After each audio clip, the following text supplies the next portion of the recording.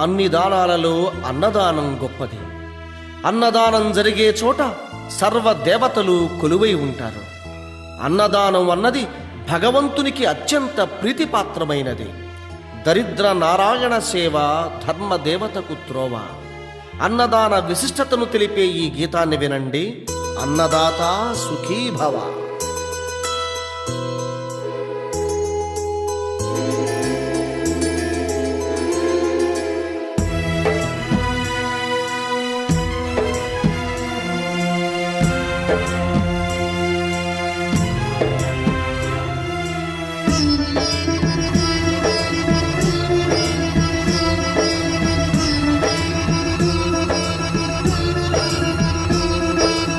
అన్నదానం అన్నదానం అన్నదానం